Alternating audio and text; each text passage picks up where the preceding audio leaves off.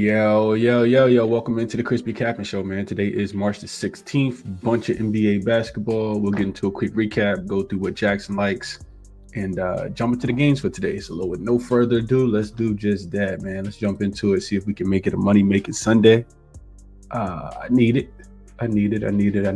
As far as yesterday, one play, gave it out on the show yesterday for people who tuned in. I hope you tell. Mr. SGA, Shai Gilgeous-Alexander, Mr. Slips, Green always. Shout out to B Titty. Opened over 23.5 points. Was an easy winner yesterday. I think he cashed it in the third quarter with a couple seconds left on the free throw. So short list also did pretty well yesterday for people who tuned into the show. I think we talked out a lot of the games and we're on the right side of a lot of the games yesterday. So hopefully you guys made some cash yesterday and hopefully we can run it back today, man. Let's jump into it. Let's see who we got in the comments this morning. Rick says, thank God for another day and for all the winter. Yeah, absolutely appreciative of another day. Cal says the same thing, man. I like it.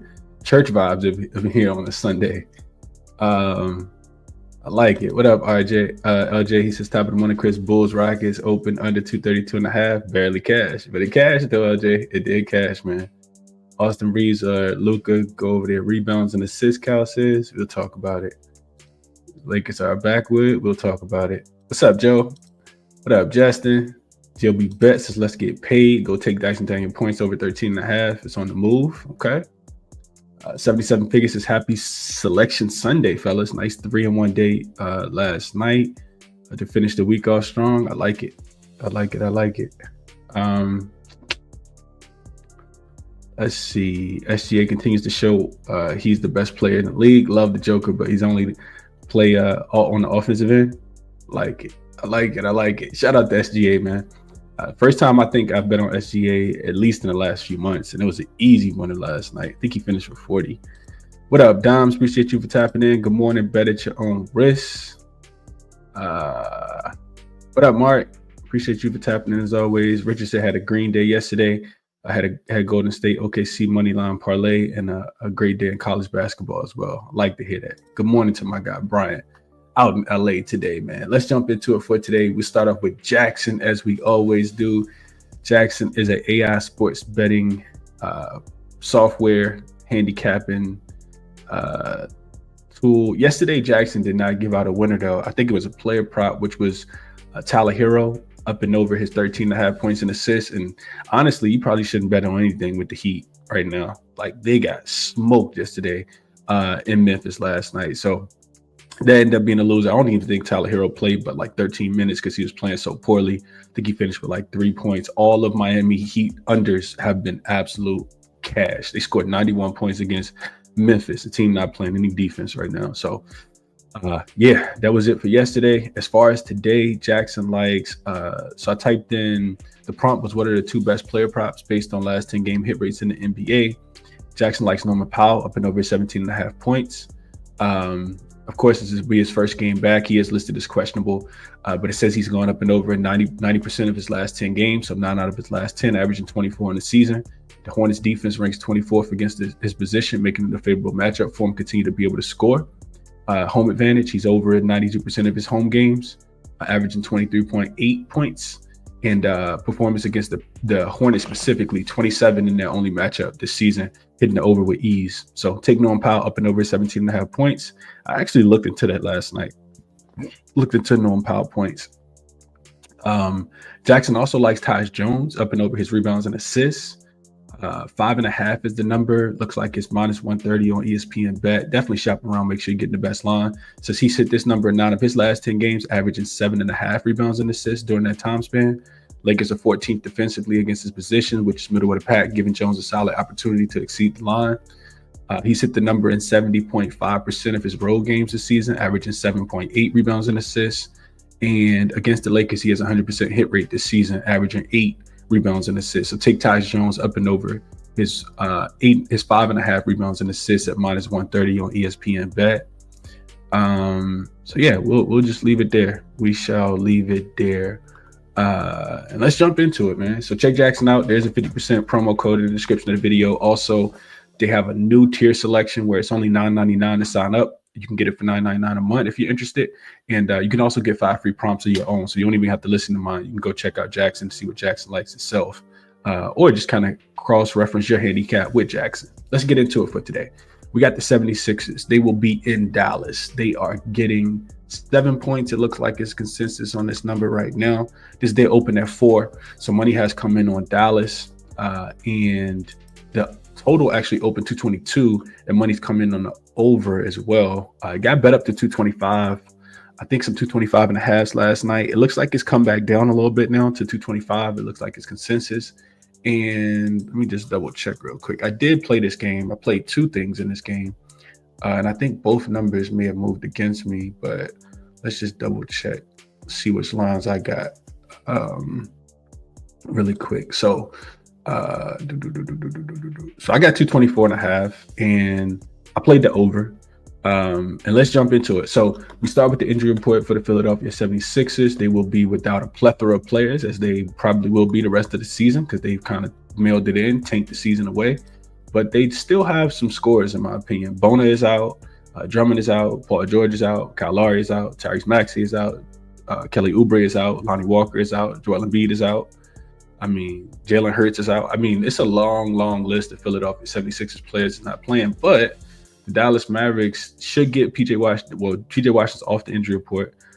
Caleb Martin is game time decision. Jaden Hardy is doubtful. And then Brandon Williams is also listed as questionable in this game, is what I wrote in my notes. No, he's probable. So I still think that there's going to be some scoring. Philly is not good. We know that. 2-8 straight up, 4-6 against the spread in their last 10 games. It is the first leg of a back-to-back. They play in Houston tomorrow, and they've had 8 straight days of travel. So that does not set up well for the Philadelphia 76ers here. The problem with me, in my opinion, is Dallas is also not in great form. Only 2-8 straight up and against the spread in their last 10 games. They do have 2 days of rest off after this game before going to Indiana to play against the Pacers. But the way I look at it is Philly is a bottom 5 offensive rated team last 5 games, bottom 7 in defensive rating. Games have been, and that's playing against the 11th easiest strength of schedule. Dallas is the 3rd worst defensive rated team last 5 games, 20th in offensive rating, but against the 12th most difficult schedule. So I don't think that Dallas is going to come out here and lock anybody up. I know that when you're betting on Philly, you're betting on Jared Butler and Ricky Council and Yabusele and Quentin Grimes to go out there and get buckets, but I still think that this game is played with pace. Both of these teams are top 10 in pace last 5 games. Just talked about how Dallas is terrible defensively. Both teams are terrible rebounding teams as well, with Dallas being the worst rebounding team last 5 games. Getting PJ back should help a little bit, I guess, with that. So I can't lay points with Dallas in this spot. I don't want them with Philly either, but I do think points are going to be scored. Last 5 games, Dallas has struggled to guard the paint, and that's where Philly has been scoring from. Same thing in the mid-range. Philly's 7th in mid-range accuracy. Dallas is 27th in opponent mid-range accuracy. So I think points will be scored. I bet the over 224.5. If we take a quick little scroll over to Outlier, because I did bet a player prop in this game as well. And that will be, let's just change this to, all right, cool. So this is Outlier. There's a 7-day free link trial in the description of the video. If we look at Mr. Quentin Grimes, I did bet Quentin Grimes up and over his points prop. I actually got a worse line. I got 23.5. I think he scores 25 points today, if I'm being honest. So I'm not, afraid of the line. But Quentin Grimes, we can see his last 10 games here. He's up and over the number in 4 of his last 5. I mean, he should have extreme high usage. You can come down here on Outlier and see his shot attempts. So you see his field goal attempts, 23 and 25 in the last 2 games, 13, 11, 18, 15, and 24 in the last, 7 games. So with 15 shots or more this season, he's cleared the 24 points in 6 of his 8 games. Philly, of course, is down Maxey, Oubre, PG, and the list goes on. Dallas is also 24th against spot up shots, where Grimes gets nearly a third of his points. So about 33% of his points come from the spot up shot. He had a 41% usage rate in his last game against the Toronto Raptors. With just a 23% usage rate, he's cashed 24 points or more in all 5 of his games since he joined the Philadelphia 76ers. Also, it is a revenge game. If people like revenge narratives, he was traded from Dallas earlier this season. So as long as Nick Nurse doesn't do anything too crazy with his minutes, I think we should get a cash. This number did go down to 22.5. So yeah, I played Quentin Grimes up and over 23.5 points. Like I said, it has been bet down now. I think Quentin Grimes has a really good game today, and I like it. I like this play a lot. So it's one of my 2 player props for today. It's Quentin Grimes up and over his points. So 2 plays in the first game, not something that I do frequently, but I do like the over. And I also like Quentin Grimes up and over his points prop. All right, let's see what we have here real quick, and then we will get over to the next game.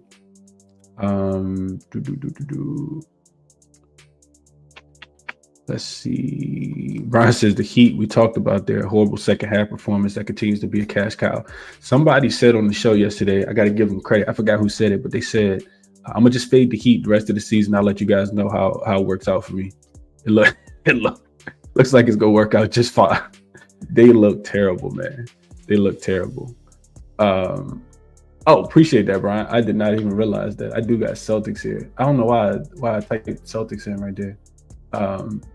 No need to really change it now, but yeah, I got, there we go. 76ers versus Mavs. Appreciate you, Brian. Let's see. What up, Big Al says, good morning, Chris. I'm telling you props. Let's cash. I need him to cash. Grimes. Kevin likes it. I'm on neither, Kevin. I don't play DFS. GLB says, love the over. Home teams off a loss of 30 or more. 16-4-1 to the over. Justin says he can play Grimes 25 points at plus 125. I like that as well. Grimes will get 20, then ride the pond. I hope not. I hope he don't. I need him to get 25 and then ride the pond. Honestly, 24, but yeah, that's what I want in this game. Let's move over to the next one. We got the Lakers, and this is the second game, right? Yeah, no, it's nationally televised. So I think these first 2 games are. Let me just double check the schedule. So Orlando and Cleveland is nationally televised at 1, and then Phoenix and Lakers nationally televised at 3:40, and then ESPN got the OKC and Milwaukee game at 9 tonight. So those are the 3 nationally televised games. So this is one, and let's jump into it, man. My LA Lakers opened as a 4-point home favorite in this game. The total opened to 29.5. It got bet up to 231, I think I saw. Now it's come back down to 229.5. The spread has come down as low as 3 is what I saw late last night or early this morning. And now it looks like it's going back up to 3.5 in favor of the Lakers. So the spread's kind of all over the place. The total looks like consensus is about where it opened at 229.5. And I got some thoughts. I'm not sure if I'll bet it, but I do got some thoughts. So we got the Suns, who have Nick Richards listed as probable. He did not play in that last game against I don't know if he played or not in that game against the Sacramento Kings, but Nick Richards should be back. Grayson Allen continues to be out. And then on the Lakers side of things, they do get Luka back. He's listed as probable, should get him back. Braun, of course, will not play. Jackson Hayes has been upgraded to probable. Dalton Connect is also probable. Dorian Finney-Smith is game time decision. Gabe Vincent is game time decision. Rui Hachimura continues to be out. So you still got a hobbled Lakers team, as you could tell from the injury report. Phoenix did beat the Lakers in the head-to-head. They do lead the season series 2-1, winning both of the last 2. Both totals actually went under as well in the last 2 before the Lakers won the first one on opening night. I think the Lakers beat the Suns on opening night. They won and covered. Of course, that was a different team. That game went over as well. So I'm looking at Phoenix.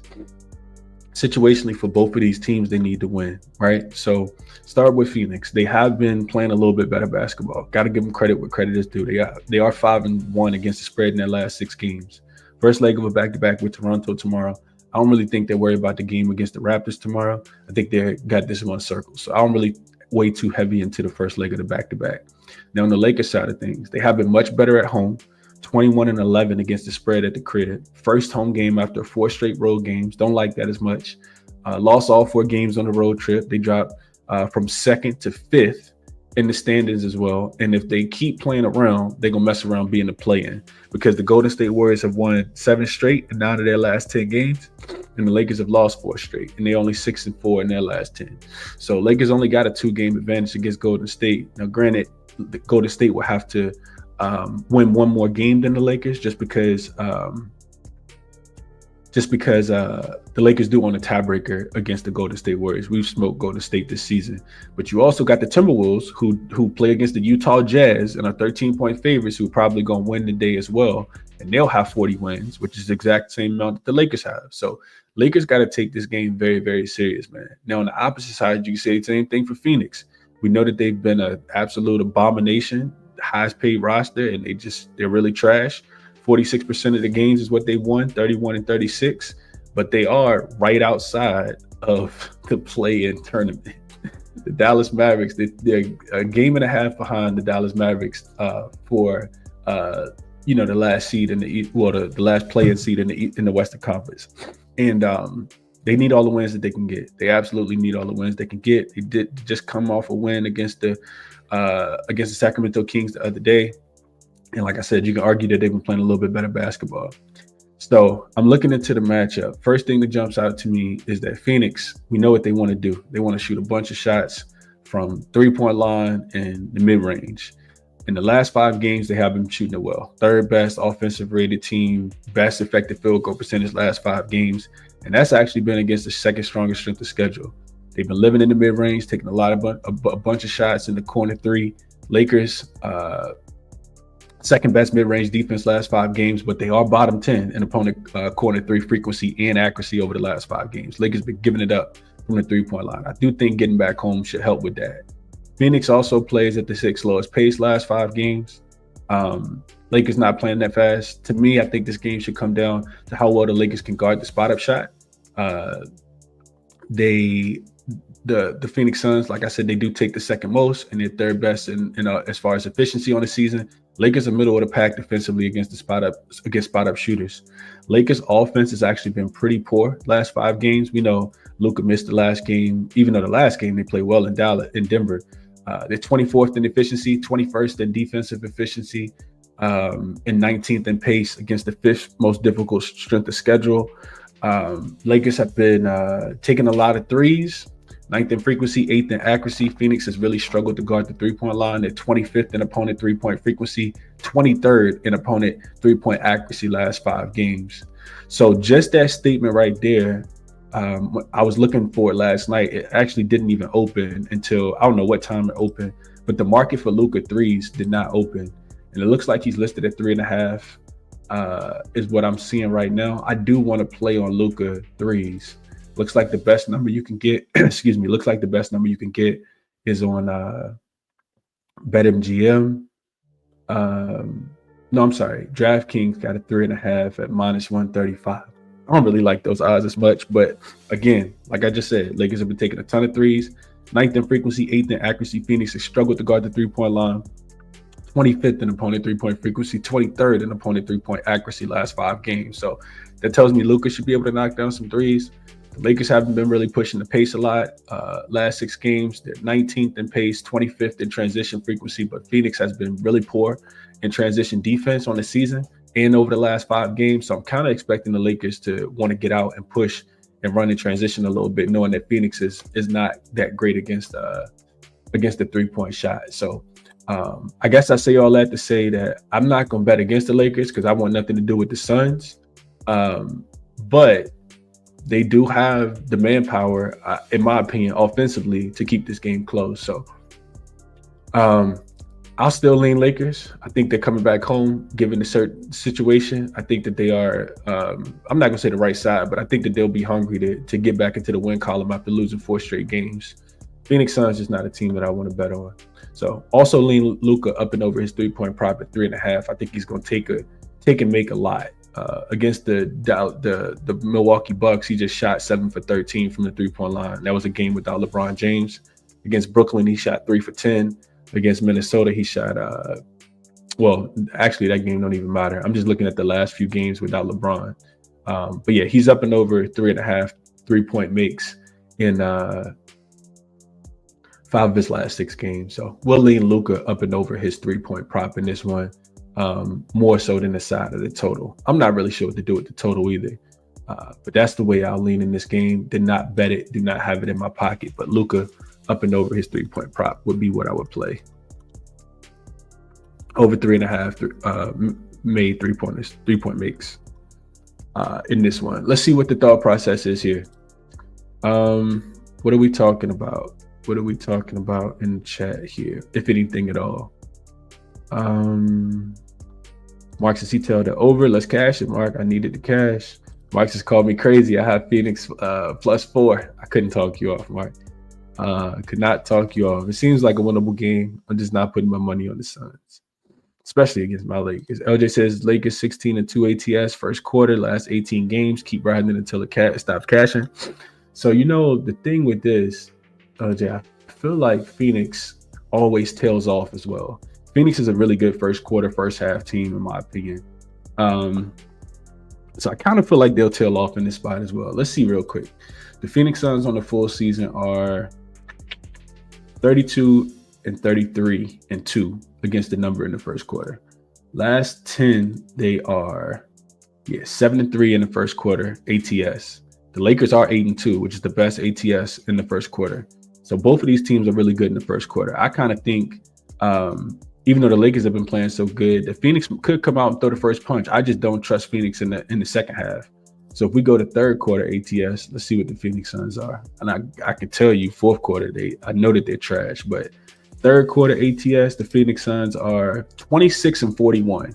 So that's what I was kind of thinking. I know the Suns suck in the second half of games. They come out, they typically get hot early, and then they fade. 26-41 is actually the second worst ATS in the third quarter. Problem is, Lakers haven't been great in the third quarter for the full season as well, even though the Lakers lineup has changed a lot. 27-37-1 against the number in the third quarter. And then if we go fourth quarter spread, let's look at that real quick. Just on the full season, it looks like Phoenix is 31-33-3. So not terrible, but definitely not profitable. The Lakers are not great either. The Lakers are 28-37 in the fourth quarter. You don't like that. Phoenix on the road in the fourth quarter, 13-20-2 against the number. So if the Lakers are down going into the fourth quarter, maybe you take the Lakers to cover, because Phoenix is the third worst fourth quarter ATS team on the road this season. Something to take into consideration. Yeah, just something to take into consideration. Let's see. Brian says Lakers first quarter has to be a phenomenal team total over as well. Now LeBron isn't automatic. Taylor says, Chris, your Lakers better come through. Eating some juice, but really leaning Lakers money line. Lakers are 10-1 straight up versus the Pacific Division and opponents with 1 day of rest or less. Okay. I could definitely see Devin Booker getting 30 today. Guards have been killing us. LeBron is not playing. Maurice says, don't fall for it. Take the Suns. Not beating the Suns big three. That's funny to me. I don't even know if we can call it a big three, man. LJ says we can't ignore the Suns. The 7-22-1 against the spread after a win. They've been better recently. LJ, they've been better recently for sure. Brian says Lakers will probably lose a few more games, get healthy, will drop into the standings, probably draw Houston in the first round, cruising through. It will be okay. We'll see. We shall see. Robert says, good morning, Chris and chat. Reeves, rebounds, and assists. I considered it. I consider it actually Austin Reeves' points. I think that he's going to have to step up and knock down some shots. I think he's listed at 22.5, but I didn't look too deeply into it. Tab says he likes Luka to get 10 boards. 77 figures says no feel on Lakers with all the injuries. Definitely backward here. I don't want the side either. Don't want the side. What up, J-Man? Appreciate you for tapping in. Richard says he got a 2-leg parlay. Cleveland -2.5 -2.5 at OKC money line. Or should I just give the pick with Cleveland? Give the points with Cleveland. What you think, Chris? We'll talk about those games. Not going to talk about. I like to go and flow, so we'll see. I agree with this. Bro. As one of the reasons, bro. I know Jackson Hayes is back, which helps the Lakers out a lot. if I see Alex Len in the starting lineup, I probably won't even watch the game. I can't bet the Lakers with Alex Len. He is really, really bad. Actually, really, really bad. Yeah, I don't even want to bash him, but he is terrible, man. He is really, really terrible. Alex Len. All right. Anyway, that's gonna make my head hurt thinking about how bad he is. Let's go to the next game. We got the Atlanta Hawks and the Brooklyn Nets game we played in Brooklyn today.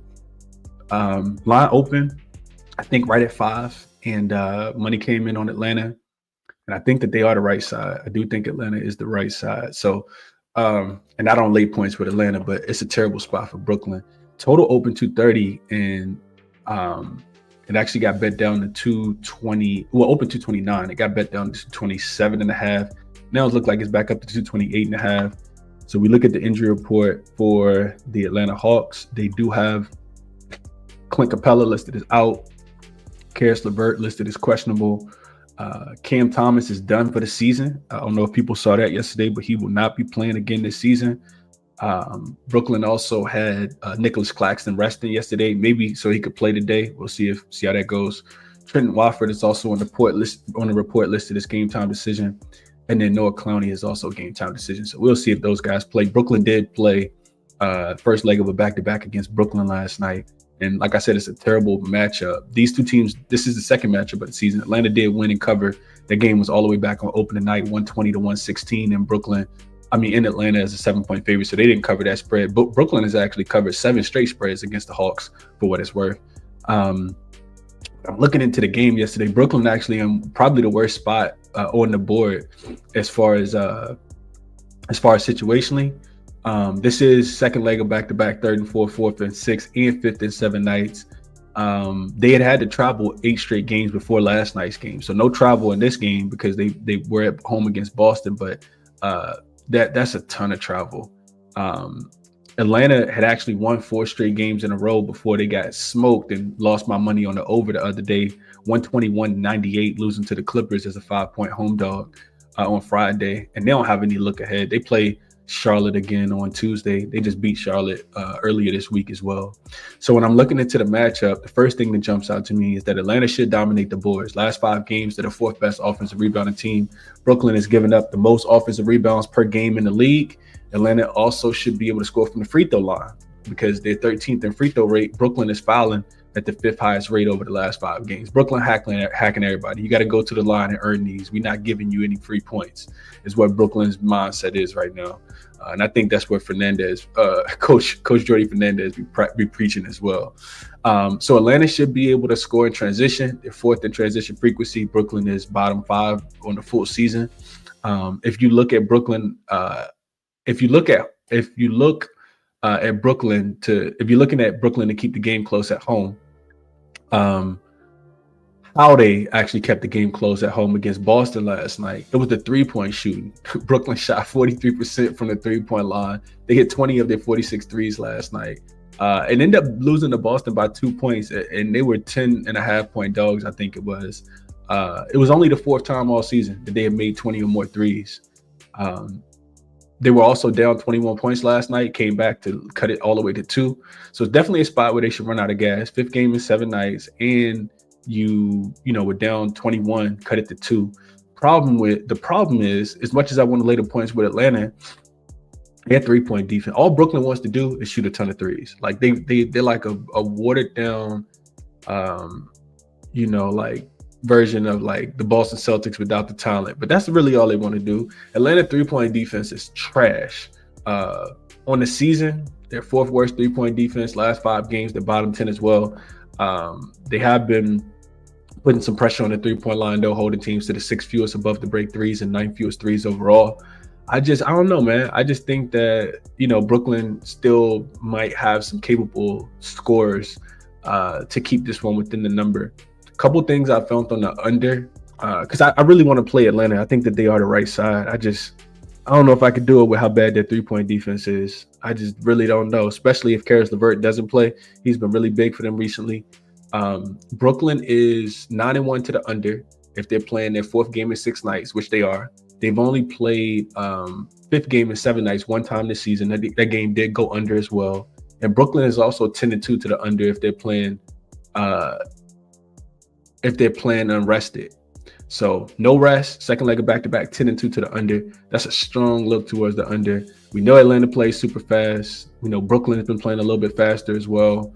So it kind of scares me off, but I think the under is the right play. I actually think the Brooklyn team total under 111.5. It's an ugly, ugly play. It probably won't make a lot of sense, but I do think that if Atlanta can guard the three-point line, Brooklyn struggles to get to 112. And that's what their team total was last night. When I was looking into this, it was 111.5. I do think that they struggle. I mentioned Atlanta not being, two great laying points on the road. They're only 2-5 against the spread, laying points on the road as a road favorite. So it's either full game under or just the Atlanta team total. Brooklyn team total under 111.5 is the way that I would be playing this game. Like I said, I think Brooklyn kind of runs out of gas here. Atlanta should dominate the boards as well. So, and I didn't really look into player props in this game. That's my thought process on this one. Let's see what we are thinking here. G421 says, yo, what up, Chris? Cash the Bulls and Bucks covered yesterday. The not covering Knicks decided to play it was more so Golden State just felt like they were playing around with their food. But shout out to Cat, he played well. I did watch that game last night. J-Man like Austin Reeves. DJ Prop says, we read that already. Okay. He is terrible, man. I don't want to talk about it no more. I think Luka is showing off today, Anthony. I do agree with that. J-Man says, Brooklyn team total under official play for me, so he played it. Taylor says, love the look as well. The Luka look as well. Will be tailing with 30-plus minutes. First team's 20th or worse versus above the break 3. Luka has 4+ in 7 of his 10 games and 5+ in 5 of his 10 games. Yeah, I think it's going to be a lot of step back Luka threes today, Taylor. I may add that. Just bet on Luka and see what happens. DJ says he thinks Atlanta covers. Good morning, Lightbearer. Appreciate you for tapping in, always with the positive energy and vibes, bro. Appreciate that for sure. I did see that Okongwu had a big game against the Clippers, even though they only scored 98 points last night.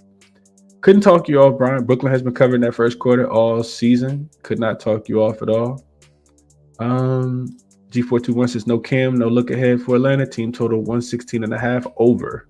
Okay. Brian says Luka goes off against the Suns, especially Booker. We all know what happened. That's a fact. Mark says I was thinking that's team total under also. Probably no play. Yeah. It makes a lot of sense, Brian. Mark, here's the problem, right? So I like for everything to align, right? And that's probably part of my problem in my handicap. And hopefully what I'm saying makes sense and teaches you how to handicap games as well. Here's my problem. Mark. So since the All-Star break, the Hawks are giving up 121 points per game. They've allowed the Clippers to score 121, the Hornets to score 110, the 76ers to score 123, the Pacers scored 118 twice. The Bucks scored 127. The Grizzlies scored 130. The Thunder scored 135. The Heat scored 131. The Pistons scored 148. The Magic scored 114. So the only team they've held under this number is the Heat. And we know the Heat pretty much have like a UVA basketball offense where they score 40 points a game. So it's really, really difficult, but it does make a lot of sense, Mark. So hopefully that makes sense to everybody else that's, trying to figure out how to handicap this game as well. LBA says he'll go Trey under his points, rebounds, and assists. I don't know how I feel about Trey. I know that the Brooklyn Nets do a really good job against guards, so I guess I could agree with that. 77 Figures says I like the Hawks here. I wish the number was a bit lower, like 4.5, like 4 to 4.5 ish. Yeah, it's a tough one at 6. 6 is the key number in the NBA. Last thing I'll mention, maybe a parlay piece. I don't parlay much, but maybe Hawks on the money line. I do think that they win the game today. What up, Kilo? Appreciate you for tapping in on a Sunday, bro. Says appreciate the videos as always. Hopefully they're helpful, man. Hopefully they're helpful, Kilo. All right, so let's keep going. I think we did a pretty good job there. Next game we got up, and I did go through all of them. And I skipped a few clearly. Let me just go back real quick because this game is actually the last game on the board, so I forgot to include the graphics for the other ones, but no worries, we'll get those included real quick. I think it's 4 more games before we get to this one, so And I will be going back and putting chapters. I didn't have time yesterday because my son had a lot of stuff going on, but I will be going back and putting chapters in. So let's go back real quick. We'll go back to Magic. Yeah, Magic and the Cavs is the next game on the board. So this is the ESPN game, the early ESPN game as well. We got a Magic team that is open 10.5. It looked like it's still about 10.5. Total has come up to 218.5 and 219.5, and it opened at 218.5. So a little bit of money on the over. On the Orlando side of things, they are potentially going to be without Cole Anthony. He is listed as questionable in this game. Just double check. Yeah, just Cole Anthony is listed as questionable. On the Cleveland side of things, it makes the game kind of unbettable right now because Donovan Mitchell and Evan Mobley are both listed as questionable. I think Donovan Mitchell plays because it's an ESPN game. I'm not sure if they rest Mobley or not. Remember what I said about Cleveland, and they proved me wrong the other day against Memphis on Friday night. I thought that Memphis had a chance to win that game. Glad I didn't put any money on it. I think the Cavs are going to be, I don't know if they're going to be I'll say that. I don't know if they're going to be a fade off a loss. But when they're laying these big numbers, I'm going to stand true to what I said. I think that Orlando tends to be the right side in this game. And I think I kind of like it better without Cole Anthony because his defense is really, really bad. And Cleveland has been struggling to score.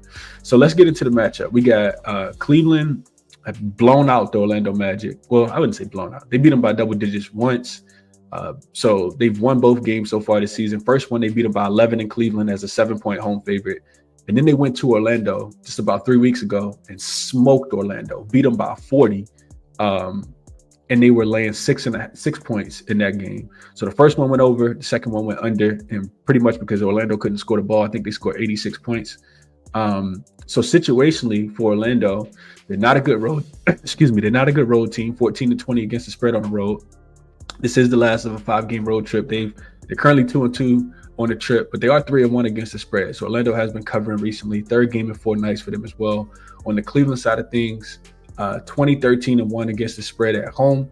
15 straight wins. In those 15 straight wins, they are 9-5-1 against the spread. 4-1 to the under in their last 5 games. They're actually about to go out west and play the Clippers on Tuesday. And the other thing that really stuck out to me, if you like Orlando, you like this. Cleveland has traveled in 10 straight games.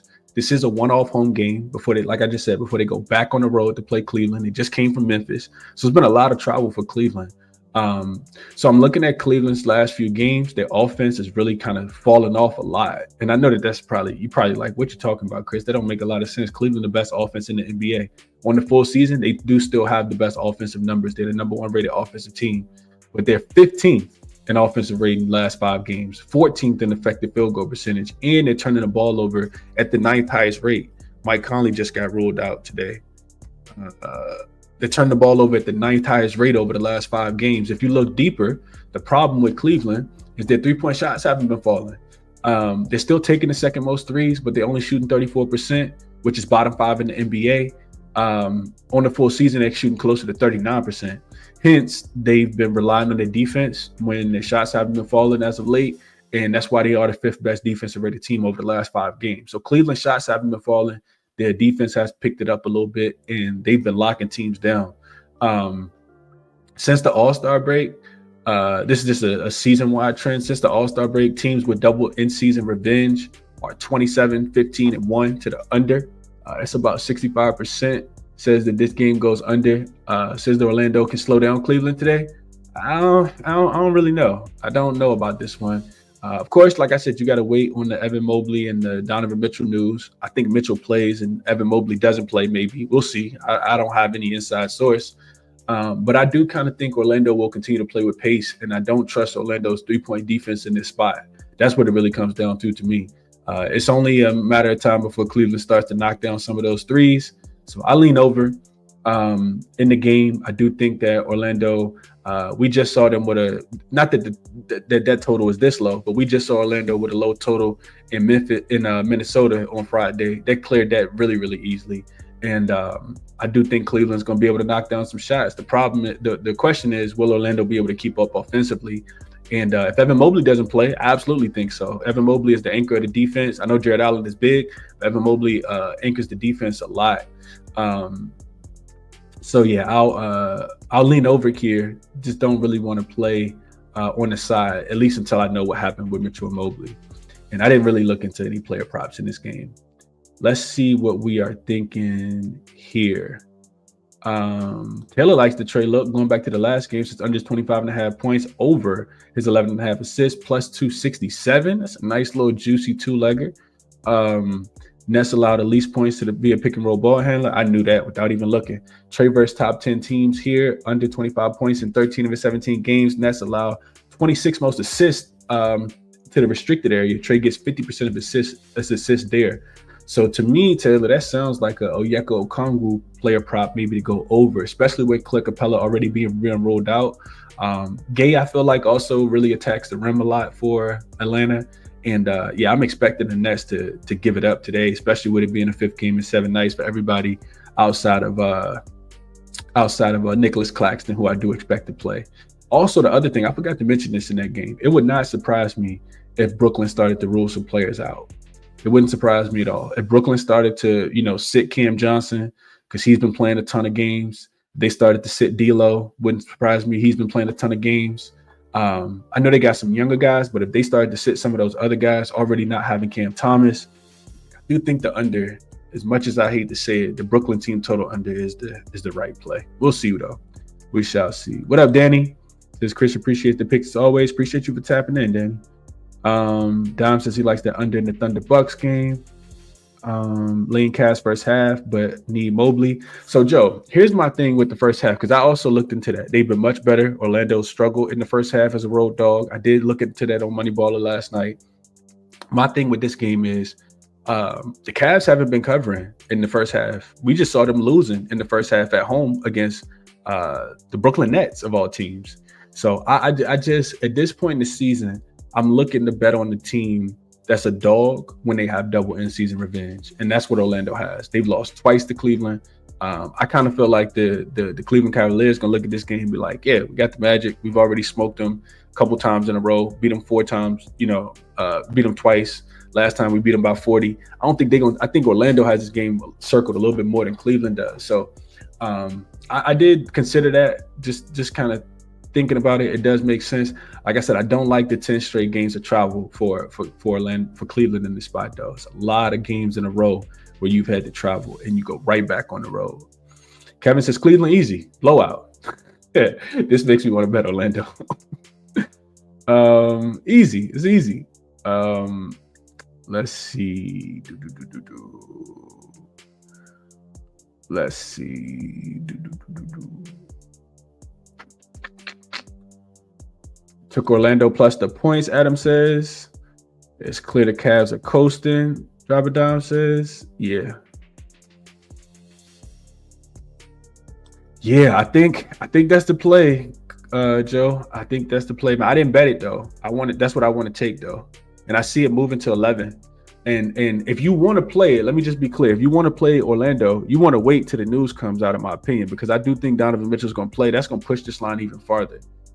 It is going to push it farther. Adam says Cleveland doesn't seem like they're interested in covering. Nah.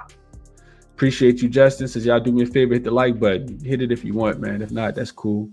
GLB says he played Franz over his 8.5 rebounds and assists. That seems like a solid number. G421 says on the Magic plus 10, but Churro 40 points last game. Think Franz and Paolo can keep it close. For Orlando, give me Bonchero points as well. Okay. Justin says he tell GLB. Drew says Jared Allen may sit. He not on those spot. On those sports books. So he not on sports books because Evan Mobley is questionable. That's the problem. True. They're not gonna give you they're not gonna give you a line for Jared Allen if they don't know if Evan Mobley is gonna play. So yeah, that's how that works. Dom says if Mobley is in, I got to take the Cleveland Cavaliers team total over 114.5. Okay. Franz under for J-Man, under 33.5. Official points, rebounds, and assists official for him. This line is moving now. It's up to 220. I said I leaned over, and I see 220.5 as well. And that's probably because Evan Mobley's gonna play. Not Evan Mobley. I think Darius Garland is gonna play. Wouldn't surprise me if they gave Evan Mobley the night off, the day off, because this is the ESPN game. We'll see. we shall see, man. What up, Joe? Appreciate you for tapping in. Jacob says he got a Magic plus 11.5. Okay. What's up, Jacob? Appreciate you for tapping in, bro. I ain't been in the Discord in a couple days. But yeah, I gotta get back in the Discord so we can chop it up. All right, let's get into the next one. I think we did a pretty good job here. Sound like people did their homework too. I like when people got opinions. All right, next one up, we got the Raptors and the Blazers. We don't have to be here for long. This line opened at 5. I think the news came out that quickly was going to rest and push it to 7 last night. It went back down to 6, 6.5. Now I wake up this morning, it's back up to 7. It went up to 7.5. Now it's come back down to 7. So this is probably the most interesting game of the day as far as the betting perspective. Not the most fascinating one to watch. Start with the injury report. We got We got Jeremy Grant listed as doubtful. I feel like he's missed the last few games for the Portland Trailblazers. I'm not gonna lie to y'all, I haven't really been watching the Portland Trailblazers play too much. But yeah, he is listed as doubtful. He's missed 2 straight games in a row. Anthony Simons is also on the report. He's listed as questionable. And what is it with Anthony Simons? Anthony Simons got right hand soreness. He a righty too, so you don't like that as much. Make me look towards his unders. You also got Denny Abdi is in. Robert Williams is game time decision. And DeAndre Ayton continues to be out. Robert Williams is truly listed as questionable due to a left knee sprain. On the Toronto side of things, long line of injuries here. You got Quickly listed as out for rest. RJ Barrett listed as questionable. Shed is listed as game time decision. Ochai Agbaji is questionable. Mogbo is questionable. Grady Dick is out. And Jacoby Waters is out as well. So this is the first matchup of the season. Portland has pretty much dominated this Toronto team. They've won 7 of the last 10 games. And we know Portland's not even been that good recently. So for Toronto, second straight road game, 3 straight wins, and they've won 6 of their last 7. I want to pause real quick. I'm not sure if the Toronto Raptors are actually tanking or if they're just trying to develop their young players and still win. Because I thought that they were going to lose against Utah. Not to say you should ever think Utah wants to win a game, but I kind of felt like Toronto was going to just kind of take that game away. If you've been paying attention to the Raptors, they've been scaling back their minutes for all their starters. Go back and look at the box scores. Scotty Barnes, RJ Barrett, those guys have been playing like 20 to 25 minutes instead of their regular 30 to 35 minutes.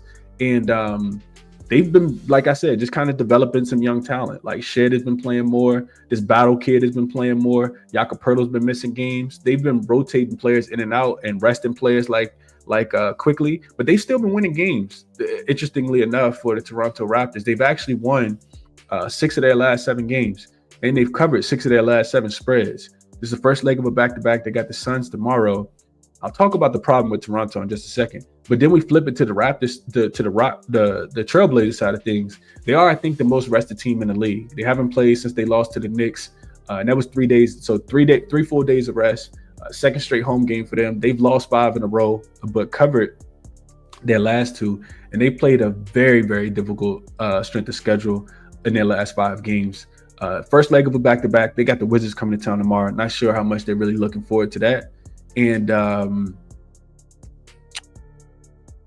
just looking at these line moves. And to add more, right? Toronto, a team that pushes pace. So hold on, I'm sorry. So I'm getting ahead of myself. So looking at the numbers, it looks like Toronto should struggle to score. I'm just like looking over my numbers last night. Last 5 games, they've been the worst effective field goal percentage team in the league at 49.3%. They're taking the 4th most shots at the rim, but shooting the 2nd worst percentage. Portland is near the top of the league in rim defense. Toronto's 2nd most frequent shot is the corner 3. Portland has been above average against the corner 3 shot as well. And then you look at Toronto, a team that pushes pace a lot. They're 4th in transition frequency, but 28th in efficiency. So they don't score a lot, but they do push it a lot. They'll be without Quickly. So I think their pace will slow down a little bit. Portland has been the 6th best transition defense on the full season. They're also really good versus the pick and roll, which Toronto runs a lot. So I talked about Toronto and how well they've been playing. They're 3rd in pace, 2nd in defensive rating the last 5 games. But against the easiest strength of schedule, when you go back and look at who the Raptors have played, last 5 games have come against the Jazz twice, the Wizards twice, and the 76ers. So I don't know if you can find the easiest strength of schedule. for the Toronto Raptors. Meanwhile, Portland has actually played the hardest strength of schedule last 5 games. 27 in offensive rating, 23rd in defensive rating, playing at a median pace of about 15th in the league. So it does kind of feel like, I think the number is too big. I'm not laying a lot of points with Portland here, but it does kind of feel like this is a spot for Portland to get right against the Toronto Raptors based off strength of schedule. A lot of these numbers are inflated for Toronto. I'm thinking Portland will be better than the 27th rated offense. I'm thinking that the defense will be better than the 23rd rated team. So we'll see what happens with the injury report, but this is the game where I can see a lot of people. I thought a lot of people were going to be taking Toronto, but this line got pushed to 7. I don't like laying points with Toronto. With the Raptors, with the Trailblazers, but I do think that they can. Think they can win the game. I don't know if they cover or not. Blazers at home are as a favorite at home, 2-2 straight up, 1-3 against the spread. All 4 games have gone up and over the total. So take with that information and do what you want, man. The Trailblazers games go over by an average of 15 points. Look like they're averaging 239 points in this spot. I do expect the Raptors defense to tail off a little bit. This Portland Trailblazer offense, I think, is a little bit better than what we've seen from them recently. They just played the Knicks. They played the Knicks, the Warriors, the Pistons, the Thunder, the Celtics. So last 5 games, they've been playing some really, really good defenses. And they've still been scoring. I know the Knicks game went to overtime. They scored 113. The Warriors, they dropped 120. The Pistons, they got to 112. The Thunder, they got absolutely smoked, only scoring 89. They did drop 118 on the Celtics as well. So, yeah, maybe a look towards the Trailblazers team total to go up and over to stay away from the spread. I do think that they're going to be able to score the basketball here. The team total is 117.5. So the book's not giving us any kind of a discount, but I think that they should be able to score the basketball today. Too much time on that game, but I just kind of found it interesting when I was looking into it last night. Thoughts on this one? Let's see.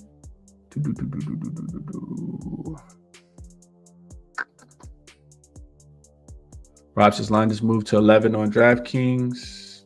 Yeah, we talked about that. Talking about the Cleveland game, I'm thinking. I did see that.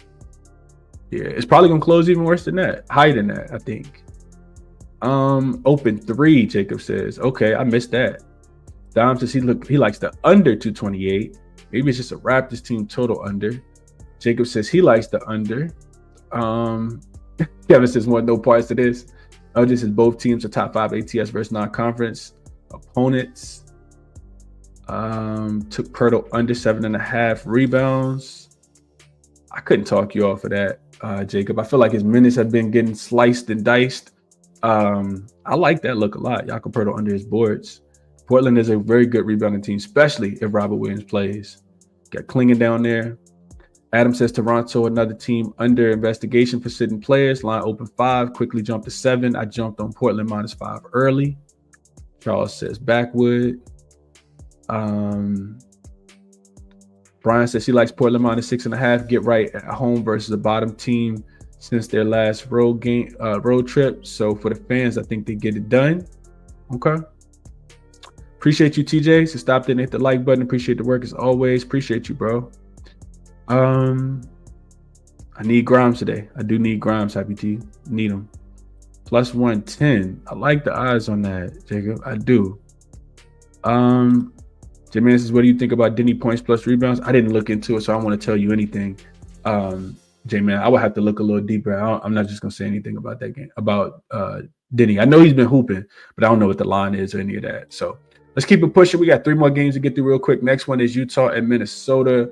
I'll be quick on this one. So Utah is listing Jordan Clarkson out, John Collins is out, Keontae George are all out. Minnesota should have everybody outside of course, Mike Conley Jr., who is listed as out now. He won't play in this game.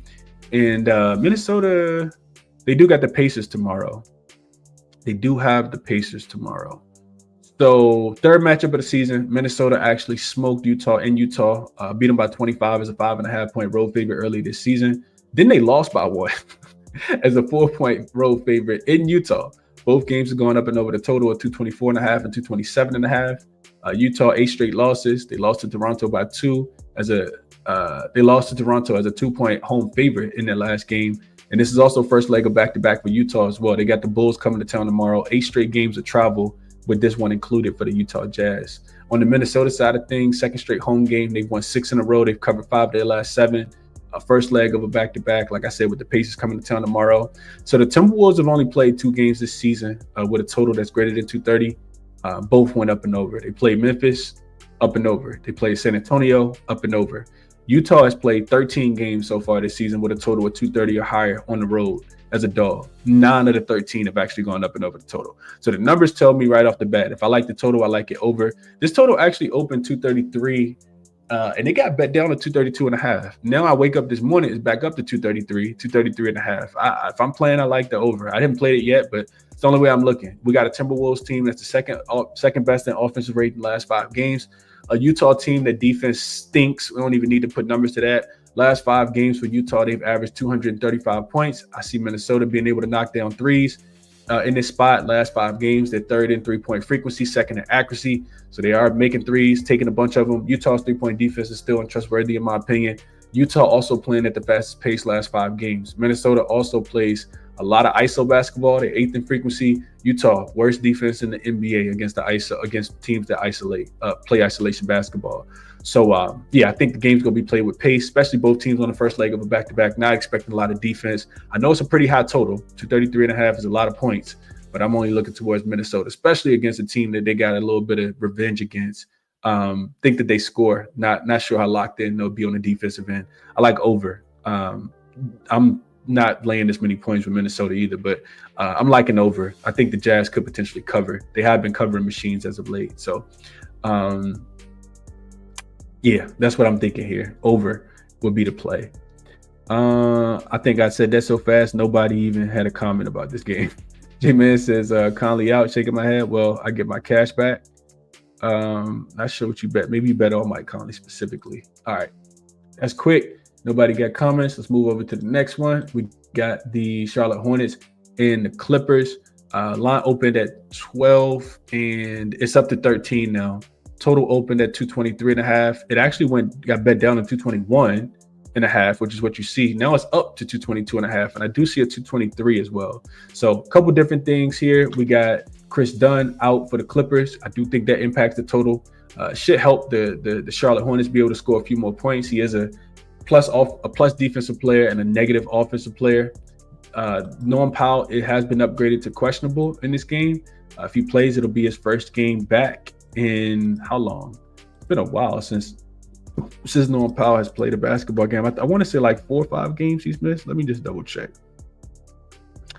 I think I want to say it's like 4 or 5 games that Norm Powell has missed. I feel like he missed all 3 games on the road trip because he didn't. Last game he played was against the Lakers and we beat him. On the Charlotte side of things, I think that they are going to have everybody in except Josh Okogie. So Charlotte did cover as a 13.5 point dog, which is what they are now. On January the 31st, that game did go up and over the total of 209.5, and we got a much higher total. This is the last game before game road trip for the Charlotte Hornets. They just came off 11-point win as a 2.5 point road dog against the Spurs. 7-3 to the under in their last 10 games, even though that last game had 280 points scored. They got the Hawks coming into town on Tuesday. For the Clippers, first game back home after 3 straight road games. They did beat Atlanta by 23 as a 5-point road favorite. And they host the Cleveland Cavaliers on Tuesday. So I just went straight to a player prop in this one. I don't know what I do with the points as far as like laying or playing. So I was kind of looking into the matchup. And what I like here, I'm going to share my screen again, go back over to Outlier. Again, there is a link in the description for a 7-day free trial if people are interested in signing up. Looking at Mr.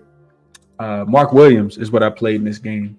I played this under on his points prop, and I considered the points plus rebounds as well. His rebounds was listed at 10.5. His points was listed at 13.5, and I think they still listed at 13.5. So you still can get 13.5. I played under on Mark Williams. You can see that he has gone up and over in 3 straight games and 5 of his last 7 as well. But last 10 games, you can see here, he's averaging about 15.8 points per game. That's listed here. On 62% shooting. So you can see that number right here. He has been shooting the ball really well, and he's playing about 28 minutes. You can see that number right here as well. but he gets a terrible matchup against a slow-paced Clippers team that plays better defense at home than they do on the road. We all know that. And it's a team that's really good against the pick and roll man as well. The Clippers also lock up in the restricted area. They don't give up a lot of points in the paint. Mark gets about a fourth of his points from being that pick and roll man. The Clippers are top 10 in defense against the pick and roll man, and the top 5 guard in the restricted area against teams that are top half of the league in both pick and roll defense. Just in pick and roll defense, Mark Williams is under his 13.5 points in 10 of his 14 games, a 71% hit rate against teams that are top half of the league in taking away points in the restricted area. Mark Williams is under his points in 9 of his 14 games. That's a 68% hit rate. And then you got a slow-paced team like the Clippers. They're bottom 10 in pace. I think bottom 5 in pace on the full season. And in 14 games where he's played against teams that play at the bottom half of pace, he's under in 11 of his 14 games, averaging 12 points. So I know that the number is not inflated. Like, I would have liked to get this at 14.5, especially with him averaging 14 points, and we got a 24 in here. But I did bet Mark Williams under 13.5 points. I think if they're going to find some success, if the Charlotte Hornets are going to find some success, it's going to be Bridges, it's going to be LaMelo, it's going to be one of those other guys. I don't think it's going to be Mark Williams. So I did bet him under his 13.5 points. And that's my other official play for today. 3 of them for today. It's been a while since I made 3 official plays. There's a couple more that I want to add, if I'm being honest. But I did bet Mark Williams under his 13.5 points. The number, I think, has moved in my favor. But, I mean, that don't really mean anything. Let me just see. When I checked it earlier, I think it had come down. I bet it at minus 110 last night. And Mark Williams' points prop today is, you still can get minus 110 if you got Hard Rock. But it has moved in my favor on a lot of the other books. Looks like Bet365 got the best odds at minus 115, minus 120, or south of minus 120 on all the other books. So we'll see how that goes. That's what I bet in this one. Daryl likes Harden boards.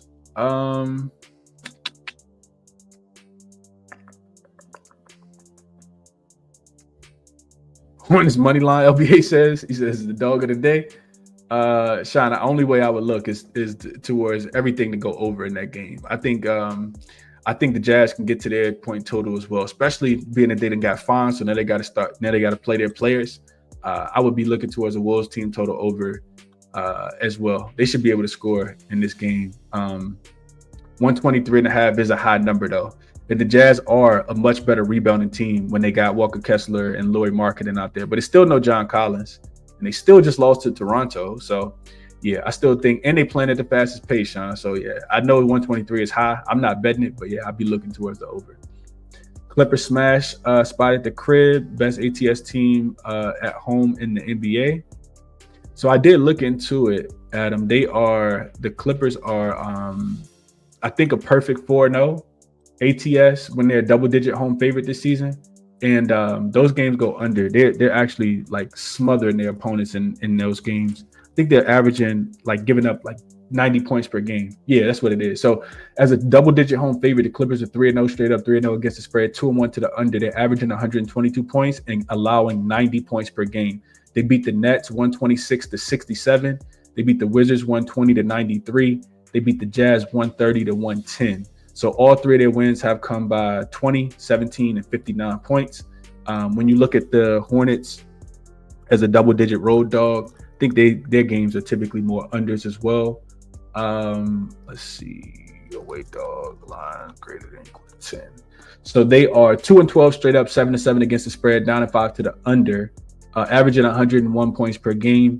3 straight games they've stayed under. They scored 96 against the Mavs, 92 against the Warriors, 88 against the Kings. They did get to 115, but that was against the Nuggets, who really don't care about defense, as we saw with the Jordan Poole game winner last night, and the Lakers being able to come in with nobody and still score 15 points. And then they got to 100 against the Lakers, 86 against the Magic. So it could be a Charlotte Hornets team total under 105.5. Like, I could definitely see that hitting. That number is available on FanDuel at minus 118. A number they stayed under in 6 of their last 8 games on the road.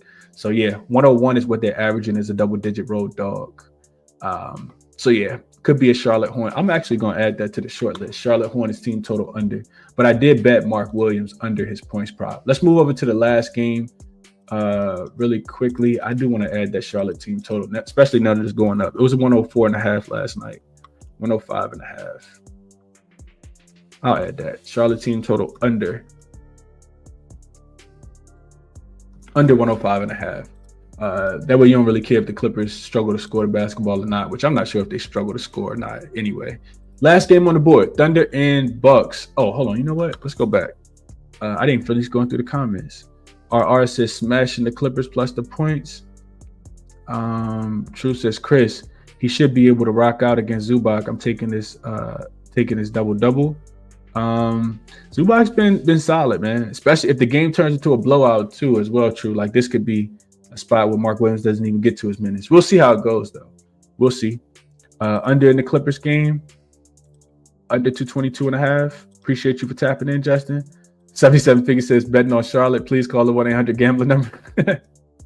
Brian says those double-digit numbers make it look tempting to lay the wood with the Clippers. I'm not doing it, but yeah, they do, and they get Norman Powell back. Well, potentially gets Norman Powell back. We'll see how that goes. And Jacob says he laid the 3 with the Thunder. Got him at 3. Okay, good look there. So let's go to that last game on the board for today. Thunder and Bucks. This is the game that I actually just spent the least amount of time on. I mean, I still looked into it, but I watched the game last night with the Thunder and the Detroit Pistons, and the Thunder had to use a lot of energy last night, man. I don't want the Bucks, but the Thunder had to use a lot of energy last night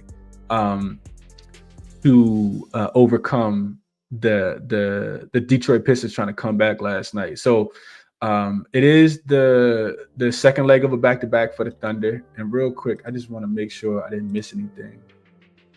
This is the ESPN game as well. This is the last game on the board. We know the Thunder turn up for games like this on national TV. They got the in-season revenge from the NBA Cup, but then they got their revenge because they did smoke a shorthanded Milwaukee Bucks team. They were 17.5-point favorites and end up covering that number in OKC when I think Giannis didn't play, Dame didn't play. Like they were missing pretty much everybody. So third game in 4 nights, fourth game in 6 nights for the Milwaukee Bucks. Second leg of a back-to-back for them as well. In-season revenge on their side also.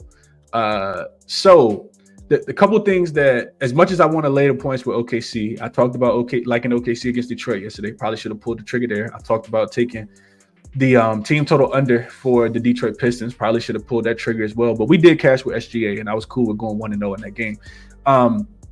So OKC, as much as I want to play them here, I know that they should get Chet back off the injury report. But if you watched the game yesterday, a couple things I didn't like for the OKC Thunder. So first, they're gonna have to travel. It's not like they're necessarily that bad on the second leg of back-to-backs. They're 9-5 straight up, 6-7-1 against the spread when they're playing unrested. But I watched Shai Gilgeous-Alexander play 38 hard minutes last night. Like Detroit was very, very physical with him last night. Also, Dort left the game with a hip injury. He didn't return. We don't know if Dort's gonna play. We know how much he means to the defense.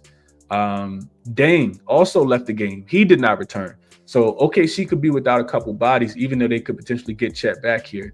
I know that the other starters, I think Cason Wallace and Isaiah Hartenstein played 31 minutes, I think it was. So we'll see, man. I just kind of want to see what the rotation looks like for OKC today.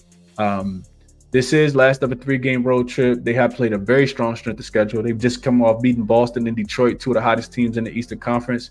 They've won 9 of their last 10 games. They've covered 5 of their last 6 spreads.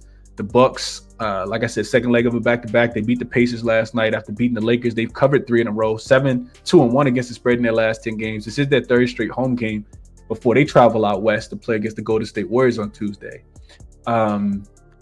Yeah, so a couple things I want to talk about here. And I'm not sure if I'll bet, but I just want to share this with y'all. So I mentioned OKC playing unrested. They're only 6-7-1 against the spread. The Oklahoma City Thunder are actually 0-4 against the spread when they're playing unrested. And their opponents are unrested as well. That scared me, man. 0-4 when they're playing 0-4 straight up and against the spread. If they're unrested and their opponent is unrested. They're also 0-4 against the spread playing unrested as a short road favorite. So if they're laying 5 points or less, they're 6-2. I'm sorry, no, they're not. They're 6-2 straight up, 5-3 against the spread if they're laying 5 points or less and they're playing unrested. The Bucks on the other side, 6-7 straight up, 3-10 against the spread when they're playing unrested. So not a trustworthy spot against the Bucks as well. They failed to cover 5 of their last 6 games in this spot. So both teams have been terrible recently on the second leg of back-to-backs. Only 1-4 against the spread if they're playing at home, with their last game being at home. So if they're going from home to home and they're unrested, only 1-4 against the spread. The Bucks are also 0-5 against the spread if they're playing unrested as a dog. So they failed to cover every single game. We just remember them playing last week against Cleveland. They were a dog in that game and they were playing unrested and they got smoked in that game. I think they were getting 8.5 points and Cleveland came in there and absolutely cleaned them up. So you don't really like it as much, man. You don't. I couldn't really find a spot at all. I did lean towards the under, 3 straight unders for Milwaukee as a home dog. OKC is a short road favorite of 5 points or less on no rest at 2-0 to the under. Bucks is dogs facing opponents with the win percentage that's better than theirs, 12-3 to the under. Those games are averaging 112 points, and they're perfect 4-0 to the under if they're a home dog in those games where they're playing against an opponent that has a better win percentage than they do. So this total has come down from 234 to 231.5. We'll see who plays, but I guess if I had to play it, I'd probably pull the trigger on the under as well.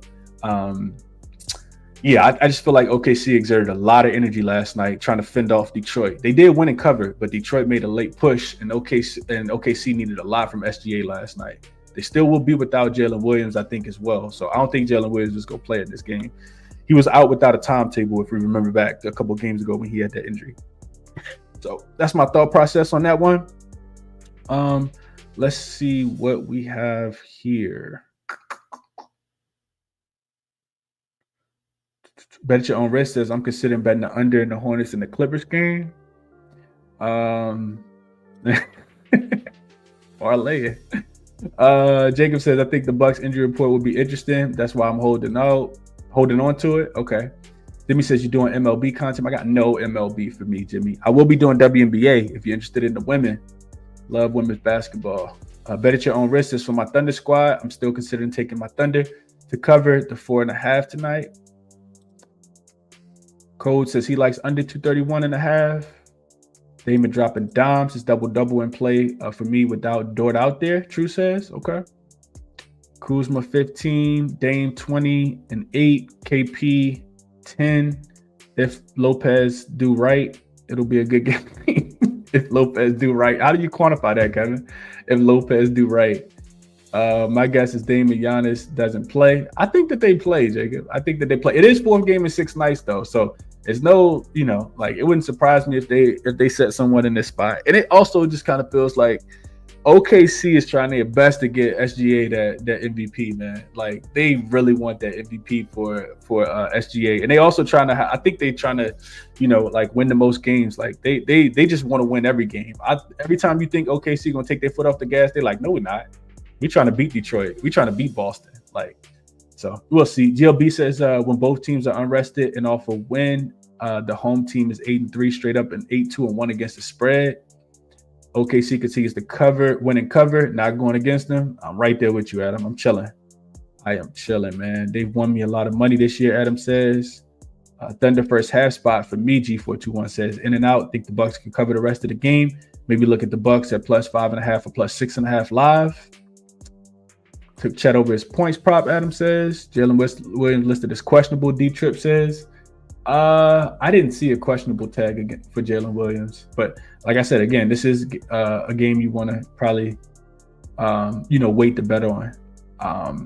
I think he's going to miss the game. But that's just my thought process. I saw that without a timetable. I said he's probably going to miss. Kevin says Kuzma rebounds are important. I was actually looking towards Kuzma under. Kuzma's been struggling recently. I'm going to go to Outlier really quickly in a second and show y'all that. But Kuzma has been struggling. Chat over Lopez, regardless. Kings, Bucks money line for King predictions. What up, Tariq? Says give me the under. I like it as well, man. Cole says love women, but not the WBA though. Cash unders yesterday, run it back under today. Beware says, appreciate you, Brian. Since weekend breakdowns are helpful. Glad you enjoy them, bro. Glad you enjoy them. What else? 77 Figures says Books must be getting cooked with OKC this year because this is a lot of points on the road on a back-to-back against two superstars. I'm off this one. I got my OKC money in Detroit last night. I like it, 77 Figures. Discipline at its finest. I like it. Just because you bet them once don't mean you always got to bet them. I like it. I like it a lot. SGA under points. Last time back-to-back, he scored 40 first half and 24 in the second game. You think Dame can get these points versus OKC? I mean, you got to wait on the injury report, in my opinion, Jimmy. You do. Real quick, two things I want to look at. First is the Thunder playing unrested. And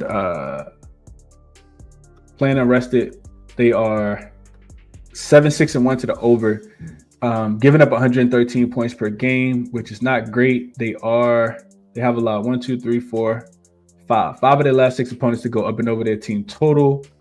If they're on the road unrested, they are 5-0 to the under though. 5-0 to the under if the Thunder are on the road and unrested.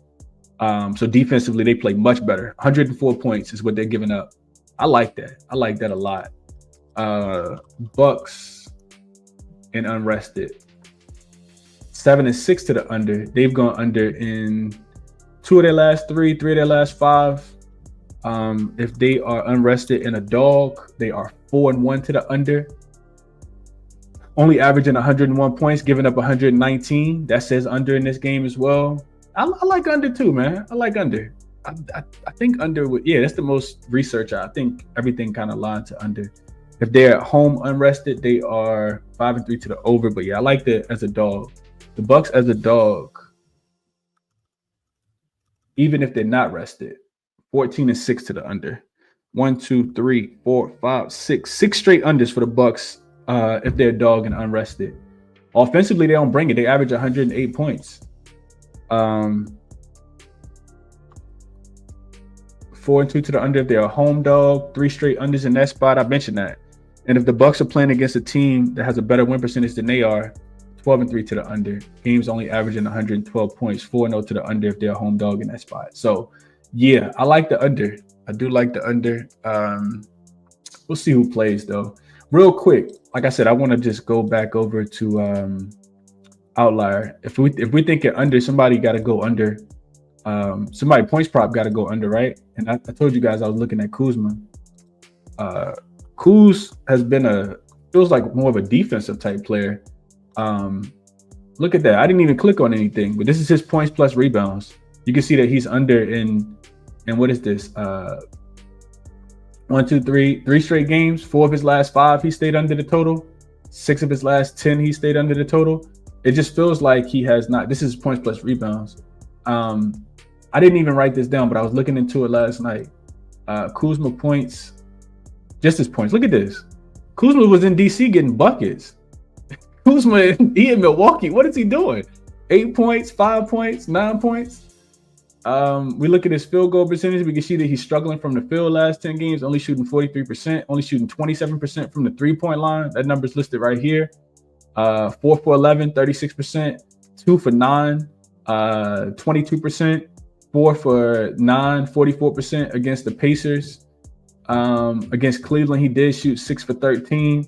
That was the game that he went up and over. I kind of feel like you just continue to fade Kuzma. Look at this. He's failed to exceed 12.5 points in 4 of his last 5 games, averaging 9.4. He gets a lot of his points from the spot up, but he hasn't really been making the shots, right? So I looked into it last night. Kuzma's unders. We know that the Thunder don't give up a ton of points. They're second best defense on the season. 13th against his position at small forward. Or did they got him playing power forward? If it's power forward, they give up the 3rd fewest points. So I consider Kuzma under. I think I leave the rebounds out just because they have struggled to rebound the basketball. OKC can struggle to rebound the basketball at times, but if Chet and Isaiah Hartenstein play, that can make it more difficult for him to get the rebounds as well. So I'll look towards Kuzma to go up and under his points, rebounds, and assists, points plus rebounds today. Real quick, if we just look at the games that he's played on the Bucks, so let's just go games with Dame and Giannis. Yeah, he's only up and over in 4 of the 10 games that he's played with Giannis and Dame on the floor. Denver defense sucks, so he did get to 25 here. Atlanta defense sucks. He did get to 27 here. Dallas defense sucks. He did get to 21 here. And then Cleveland plays fast, and I guess, trying to make a case for it. Yeah, I like Kyle Kuzma under his 19.5 points plus rebounds today, though. Or just under his points as well. Let's see. Games played with Giannis and Dame. Yeah, he's just not scoring the basketball. Look at that. Averaging 11.6. What's his point prop at today? 12.5. He's hit that 4 games out of 10 games. So yeah, hopefully that helps, man. Hopefully that helps a lot. And let's get into a quick recap so we can depart from this stream and go enjoy our Sundays. We definitely adding Kuzma to the short list, though. Not sure if I'll end up betting it, but definitely adding Kuzma to the short list. See who ends up playing. OKC Milwaukee under 231.5. It looks like it's the best number. Kyle Kuzma under 12.5 points. Or the rebounds if you want to add that. Did we add anything else? Dex says OKC all day. I'm on the Thunder Bucks. I'm on Thunder Bucks on the back-to-back after a win. What are we doing here? Thunder all day. I like that. Tariq half unit plays on Sunday. Definitely remember to pray every day, not just on Sunday. If you're spiritual. Beware says locked in under 231.5. Again, let's cash it. Beware. I know you liked the under yesterday, bro. What up, Smeezy says, what up, Chris? Nashville repping, homie. Appreciate you, man. Nashville, Tennessee. Taylor says he'll go Giannis under 6.5 assists. He gets 41% of assists via above the break. OKC 7th least assists in that shot zone. First team's 9th or better limited assists to the shot zone. He's under in 16 of his 19 games, averaging 4.4. Smash spot for me, Taylor says. Under for Giannis assists. I like that, Taylor. Like that a lot. Appreciate you for always contributing to the show the way that you do, and having your homework done. I like this a lot. Under 6.5 assists for Giannis. Negative correlation play with Milwaukee team total under Kuzma under his points. Adam says, I agree. Beware says he locked it in 13.5 on FanDuel. Oh yeah, let me take 12.5 off if 13.5 is out there. I didn't even look into it. Tariq says also the Bucks got their revenge yesterday. I cashed there. OKC and under Bucks team total under. Kuzma should have stayed in Washington. He was a 3-point shooter before the trade. He was, man. Appreciate you, 77 figures. It's great show, Chris. Let's cash, man. Come on, Hawks. Yeah, I need to kind of think the Hawks are the right side as well. I'm with you there. So actually, I forgot to add Mark Williams here. So I did play Mark Williams as well. Let's go. Mark Williams under 13.5 points. Official plays for me. If you're new to the show, everything that I don't have money on is in red. The plays that I have played already are in green. So 3 official plays for me today. Philly, Dallas, I did play the over 224.5. That is the first game on the board at 110. And then I also played Quentin Grimes over his 23.5 points, but definitely played 22.5 because the number did come down. We'll see how that goes. I played Mark Williams under his 13.5 points. And then everything else is if I'm adding a play. I like Luka up and over his 3.5 3-point mix. I lay the juice with that.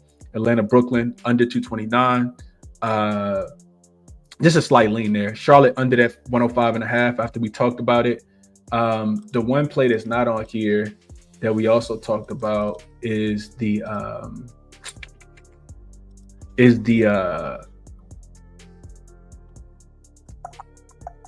Utah and Minnesota. I forgot to add that. Utah, Minnesota over. And it looks like it's starting to go back up now, but you still can get 233, it looks like. So 233 is what I would be playing. I would be playing the over in that game. And I think that's it, man. I think that is it. Also want to take the points with Orlando. I know that's an ugly play. Kind of want to take the points with Orlando, but I won't even add that because I want to see what happens with the injury report. But yeah, long show. Hopefully it was helpful for people, man. If you're interested in checking out the resources, they are all listed in the description of the video. Again, jaXon likes a couple player props today. jaXon likes Tyus Jones up and over his 5.5 rebounds and assists against my Lakers, and Norm Powell up and over 17.5 points is what jaXon likes for today as far as player props. Check out Outlier, 7-day free link trial in the video description. Moneyballer, 50% off discount if you're interested in checking that out as well. The link is in the description. Always looking at OzJam live screen page as well. So if you want to check that out, 20% link in the description as well. Be back in the morning. Best of luck on all your action for today, man. Enjoy your Sunday, and I'll catch you guys tomorrow.